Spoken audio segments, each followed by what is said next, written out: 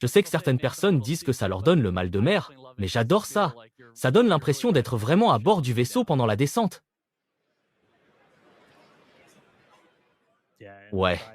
Et au-delà du côté spectaculaire, toutes ces vues de caméra fournissent des données absolument critiques sur la façon dont le bouclier thermique et les ailerons eux-mêmes résistent. C'est pour cela que nous en avons placé dans les ailerons et un peu partout sur le vaisseau, pour voir comment ils tiennent le coup.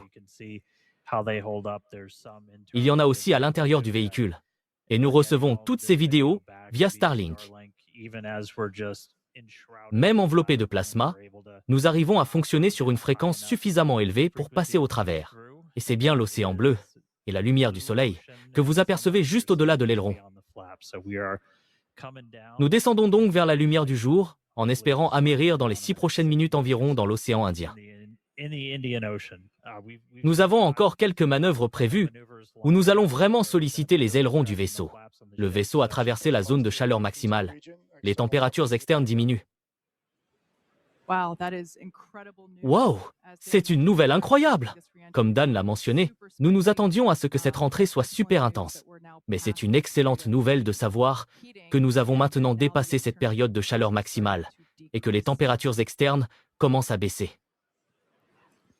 Ces tuiles du bouclier thermique, là sur le ventre du vaisseau, font vraiment un travail énorme pour dissiper toute cette inertie que le véhicule avait avant de rentrer dans l'atmosphère. To burn off all of that inertia that the vehicle had prior to re-entering the atmosphere.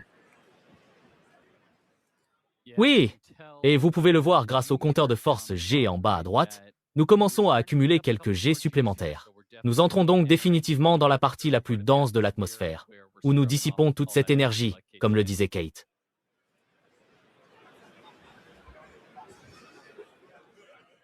Très bien. Il reste environ 5 minutes. Nous approchons bientôt de la manœuvre que l'on appelle affectueusement le flap slap, le claquement d'aéron, où nous allons incliner le nez du vaisseau vers le haut, et vous allez voir ces ailerons arrière, ceux tout en bas, se déployer complètement.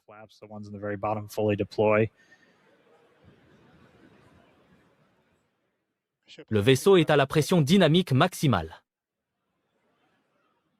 Et nous sommes maintenant à la pression maximale. Le test de charge des ailerons du vaisseau a commencé.